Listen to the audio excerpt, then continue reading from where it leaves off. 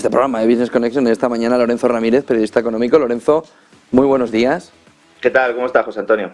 Bueno, tenemos a los grandes bancos viendo cómo los bancos centrales los inundan de liquidez ahora mismo. Grandes bancos que además están haciendo caja, ¿no? Bueno, como vemos, al final hay siempre ganadores y perdedores, ¿no? Uno de los elementos centrales quizás de este episodio de pánico bancario, vamos a llamarlo así de momento, es que los gigantes financieros de Estados Unidos pues están aprovechando la crisis bancaria para hacer caja, como decías, ¿no? Esta huida de depósitos de la que ya se ha hablado mucho de la banca regional y local, pues le está permitiendo aumentar la captación de dinero, no solo en forma de depósitos tradicionales, recordemos que muchos de estos bancos gigantes son bancos de inversión, sino en fondos y en fondos monetarios y otros activos que funcionan como refugio en este entorno de inestabilidad, junto con subida de tipo de interés. Estamos hablando de Goldman Sachs, JP Morgan, los amigos de Janet Yellen, los que están ahora rescatando bancos a la carta. Yo creo que Jamie Dimon tiene el teléfono móvil de Janet Yellen y le despierta a altas horas de la noche. No sé si le dice palabras bonitas al oído, pero en todo caso hablan más de lo que debería hablar un regulador, ¿no? Y un agente del mercado. Fidelity también, BlackRock, están registrando entradas récord en las últimas semanas. Han recibido más de 273.000 millones de dólares solo en inversiones en fondos monetarios. Vuelvo a repetir la cifra, 273.000 millones de dólares que se están beneficiando, pues no solo de esa inestabilidad bancaria de los pequeños bancos o los regionales, porque nosotros aquí decimos pequeños y medianos, pero en comparación con bancos europeos son bancos bastante grandes y se benefician sobre todo de esa subida de tipo de interés. El dinero fluye específicamente hacia fondos que poseen sobre todo deuda pública de Estados Unidos, que se sigue considerando uno de los destinos más seguros, y los denominados fondos prime, que mantienen deuda bancaria y papel corporativo, han tenido pequeñas salidas. Así que cuidado, ya estamos viendo cómo muchas empresas están dejando de acudir a los mercados de deuda para financiarse. Si unimos una restricción crediticia con un problema de financiación en los mercados de deuda, vamos a ver cómo empresas zombies van a empezar a quebrar. Este es otro de los elementos que aquí nos está analizando, yo creo. Cuando digo aquí me refiero en el contexto internacional debidamente. Ya las agencias de calificación han advertido que van a empezar a hacer rebajas de rating, rebajas de calificación, y ya sabe José Antonio que estas rebajas se producen en avalancha, es decir, una vez que empieza una agencia a rebajar rating, todas les siguen. Según revelaba hace unas horas también el diario británico Financial Times, las mayores entradas han ido a parar, como digo, de este dinero a fondos asociados a bancos de primera Wall Street, que son los grandes ganadores de esta crisis, a grandes casas de inversión también. Y como sucede siempre en estos casos, pues a río revuelto, ganancia de pescadores. Lo que no se le está explicando a la gente es que cuando los bancos centrales comienzan a bajar los tipos de interés, pues yo está escuchando a Pablo Gil muy atentamente y la verdad es que coincido con su análisis 100%. Lo que pasa es que al final las decisiones no las toman siguiendo criterios económicos, sino criterios políticos. Y yo creo que al final esos tipos de interés van a bajar y va a cambiar la situación notablemente. En un sistema monetario como el actual, basado en el dinero-deuda, en el que la única forma de crear dinero es mediante el crédito, lo cual es una barbaridad, pero es el sistema que tenemos.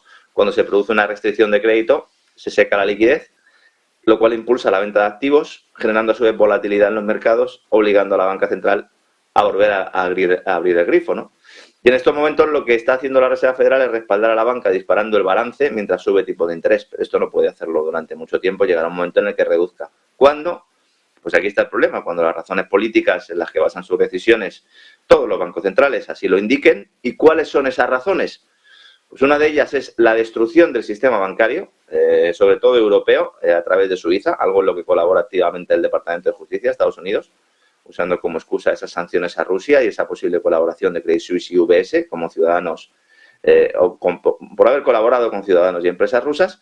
Y la segunda razón que empuja las decisiones de la Reserva Federal y que tiene relación con la primera es promover una concentración bancaria, ayudando a los grandes de Wall Street a ser más grandes, utilizando la crisis de las pequeñas y medianas entidades para lanzar su nueva divisa digital. Y precisamente ayer, si nosotros hablábamos hace una semana de ese FedNow, de esa FedCoin que se va a lanzar en julio, pues ayer se ha anunciado que los conejillos de Indias de esta nueva divisa digital, que es el caballo de Troya o es el preludio, ¿no?, de ese dólar digital, son precisamente bancos regionales de Carolina del Norte, y entre ellos los dos destacados son First Republic y Silicon Valley Bank. Desde luego yo en las casualidades hace ya mucho tiempo que no creo. Como dijimos aquí hace semanas, la idea de las autoridades financieras es aprovechar una crisis bancaria en cuya gestación han sido determinantes para que la sociedad trague con un sistema monetario basado en divisas digitales emitidas por bancos centrales y que son liberticidas y atentan, o sientan las bases para un modelo tecnocrático de control social.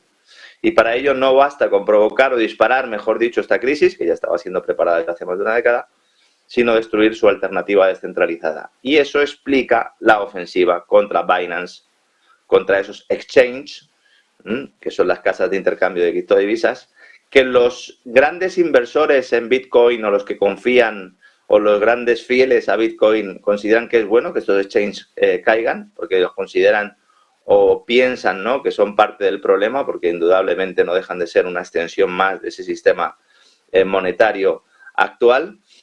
Recordemos que el que no tiene las claves privadas no tiene sus bitcoins, las tiene un tercero, en este caso sería Binance, que está ahora mismo en el punto de mira de los reguladores de Estados Unidos, y la idea pues es demonizar el dinero en efectivo, demonizar las criptodivisas descentralizadas. El episodio de FTX también lleva un poco en esta línea, y crear ese caldo de cultivo para FedNow, para FedCoin, que me parece a mí, José Antonio, que nos van a dar el verano con el FedCoin, ya verás cómo nos lo dan.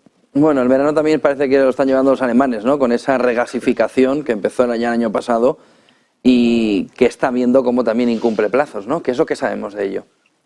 Esto yo creo que tampoco se está analizando debidamente y es una consecuencia evidente de esa ruptura de la alianza entre Alemania y Rusia en materia energética, ¿no? Nos dijeron, bueno, no hay problema porque realmente, aunque se vaya a comprar el gas licuado más caro, evidentemente va a seguir habiendo suministro porque Alemania va a apostar por crear unas plantas regasificadoras, ¿no? Unos regasificadores flotantes que en realidad son unos barcos, son unos buques metaneros que tienen una unidad de regasificación, y la salvedad es que tienen que estar permanentemente amarrados, ¿no?, en el puerto, lo cual pues eso lleva a un coste de infraestructura bastante importantes, ¿no? Alemania no tenía ninguna regasificadora antes de que se produjera esa voladura de los puentes energéticos entre Rusia y Alemania, nunca mejor dicho, dependían totalmente de los gasoductos de Rusia para abastecerse. Llega la intervención rusa en la guerra, llega el atentado contra Nord Stream, todo eso destruye esa alianza. Desde diciembre de 2022 se han instalado 3 regasificadoras. En principio parece ser que los objetivos eran instalar entre 5 o 6. Se han instalado ya 3. Una comenzó a funcionar a mediados de diciembre, otra la semana pasada, y precisamente en los últimos días hemos conocido la apertura de la tercera instalación. Esto es un barco, necesita un puerto, necesita un anclaje. En teoría es algo temporal, pero Alemania lo que va a hacer es que sea permanente. Y entonces se está colocando en muelles existentes, sacrificando ese anclaje y montando conexiones de gasoductos hasta donde estén para conectarlos a la red. ¿Este gas de dónde llega? Porque claro, aquí es la gran pregunta. Bueno, pues el gas ahora mismo en estas plantas regasificadoras nuevas está llegando de Emiratos Árabes Unidos, que como sabes es una gran democracia, ¿verdad? Es una gran democracia y por lo tanto a Emiratos Árabes Unidos se le puede comprar tranquilamente. O a Qatar, que es otra gran democracia también, ¿no? Por no hablar de los saudíes, ¿no? Estas terminales flotantes fueron presupuestadas a la baja para que pasaran el corte en el Parlamento alemán, de forma que ahora pues tienen que afrontar serios sobrecostes y, como digo, pues los plazos tampoco se están cumpliendo, ¿no? ¿Quiénes son los que fabrican estas plantas? Bueno, pues son empresas japonesas y coreanas que también salen beneficiadas por esa ruptura de la alianza energética germano-rusa. Y España, que podría haberse beneficiado también porque tiene la mayor red de regasificadoras de toda Europa, lo que está haciendo es promover el hidrógeno verde, hacerle el juego a Marruecos, cerrando la espita del gas argelino, que nos va a llegar cada vez menos y más caro. De hecho, están negociándose ahora mismo las tarifas del 2023, y sufriendo el bloqueo de Francia, que no quiere que podamos ser la puerta europea al gas, porque entonces se vería amenazado su papel hegemónico en un sistema energético basado en las centrales nucleares, que es lo que quiere Macron. Precisamente en el Consejo Europeo esta semana va a llevar Macron su propuesta para que la energía nuclear se incluya en la lista de energías compatibles con la descarbonización de la economía europea. Esa es un poco la pelea ahí. Es objeto de rifirrafe permanente en la Unión Europea. Recordemos, Francia quiere esto, Alemania y España no. Alemania fundamentalmente no, porque lo que no quiere es darle poder a su vecino galo. Y al final pues veremos si finalmente sale adelante o no esta nueva, bueno, taxonomías, como lo llaman ellos. Al final es una lista en la que los burócratas deciden lo que es verde y lo que no, lo que es resiliente y lo que no, y lo que es inclusivo o lo que no. Como vemos, una vez más, todo esto es una cuestión política, es una cuestión de poder. A los burócratas les importa un pimiento la protección del planeta, la defensa de las supuestas democracias o la defensa del bienestar de los ciudadanos, y nos lo demuestran cada día. Se trata de provocar el caos, de provocar el desorden para sacar tajada mientras se les cuentan mentiras a los ciudadanos. Es como lo que ha pasado con el incendio ¿no?, en España, José Antonio, ¿no? Que sabe el presidente del gobierno claramente que ha sido un problema porque había una de las maquinarias de los propios servicios públicos los que han provocado este incendio, y el hombre pues le echa la culpa al calentamiento global, al cambio climático, y además dice que todo aquel que cuestione el discurso oficial Pues le ha faltado decir que vamos a ser encarcelados o fusilados. Yo no sé si alguna vez estaremos haciendo el programa, José Antonio, y entrará alguien a llevarme detenido. Yo creo que entonces sí, la audiencia aumentaría, ¿no? Ese día, José Antonio. Mejor que no, ¿no? Yo por si acaso, ahí, que yo no por si acaso tengo la escopeta aquí abajo preparada, por si acaso, José Antonio. Lorenzo, para terminar, tenemos el fiasco, ¿no?, del tope al alquiler inmobiliario también. Hemos visto un desplome en la oferta, parecía evidente salvo para el gobierno, y el alza de precios que también parecía evidente salvo para el gobierno, pero ¿se puede catalogar ya de fiasco el tope a ese alquiler inmobiliario? Es un fiasco absoluto y lo peor de todo es que el fiasco y la constatación de que es un fiasco no va a hacer que los políticos den marcha atrás. De hecho, mi mayor temor en estos momentos es que en esta crisis, como en todas, lo que pasa es que en esta ya, como hay un mayor nivel de globalización barra globalismo, es decir, de imitación de alguna manera de las medidas que se toman en distintos países, en realidad no es que se imiten, sino que están tomadas por autoridades que están por encima de sus propios gobernantes, pues a mí me hace pensar que vamos a ir a controles de precios en muchas supuestas democracias occidentales que generan al final, como dices, pues desabastecimiento e incremento de precios. El gobierno nos dijo, no se preocupen, vamos a evitar el incremento de los alquileres como consecuencia de la subida de inflación, castigamos a los propietarios porque los propietarios son muy malos, porque son bancos, cuando en realidad pues hay muchas familias que pueden vivir gracias a la renta que le puede dar un inmueble que a lo mejor tengan en una capital, en una gran ciudad, y se han marchado a vivir, sobre todo ya cuando las personas son mayores, a un piso a lo mejor más pequeño, en algún pueblo o en el extrarradio, y necesitan esa renta para poder complementar su pensión. De esto se olvidan siempre los gobernantes. Nos dijeron que además esto iba a provocar un descenso de los precios o que por lo menos iba a facilitar que el mercado del alquiler no creciera en los precios como estaban creciendo, y al final pues tenemos una medida aprobada el 29 de marzo de 2022 y que un año después lo que nos demuestra es que el precio de los alquileres ha subido por encima del 10%, la oferta se ha reducido un 35%, lo cual es una cifra completamente espectacular. Los propietarios, que más del 93% de los propietarios son particulares, son ciudadanos particulares, han perdido 1.800 millones de euros solo en 2022, unos 2.000 euros de media de renta disponible. Es decir, a todo el efecto de la inflación, a todo el castigo que supone la inflación que tenemos, además hay que sumar una pérdida de poder adquisitivo de 2.000 euros de media por cada particular por no poder aplicar el IPC en dicha revisión. Y al final es que los controles de precios siempre tienen el efecto contrario al que nos dicen, siempre termina provocando reducción de oferta, siempre termina impulsando unos precios que dicen los políticos querer contener. Mira, hace 50 años, un poco más, ¿no?, 1971, cuando Nixon toma aquellas decisiones, entre las cuales la más famosa quizás es abandonar el patrón dólar oro y dar inicio al sistema Fiat actual que nos ha llevado hasta donde estamos, pero ahí se impusieron controles salariales y de precios, por primera vez desde la Segunda Guerra Mundial, con la esperanza de contener la inflación. Durante los años 71 al 74, el índice de precios al por mayor de Estados Unidos creció un 12%.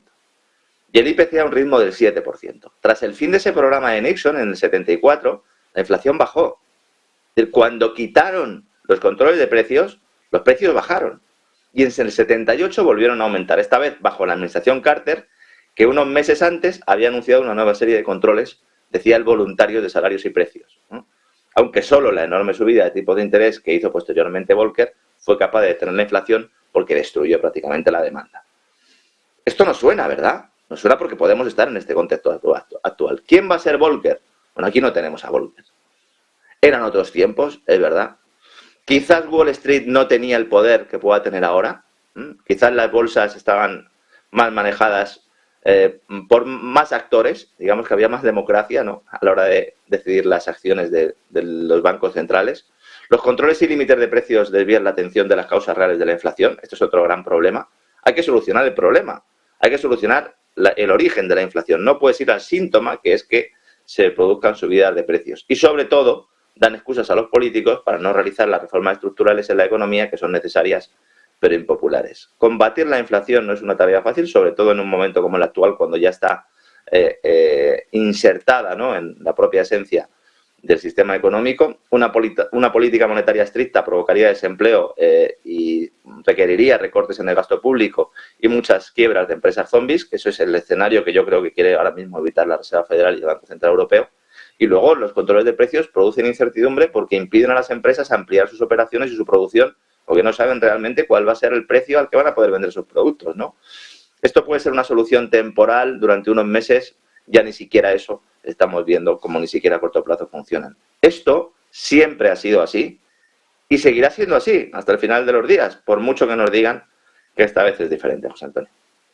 Muchísimas gracias, Lorenzo Ramírez, periodista económico, por acompañarnos y por contarnos todo esto que está intentando salirse del radar, de que no está en el radar del mainstream. Buen día y buen negocio. Un placer, un fuerte abrazo, José Antonio.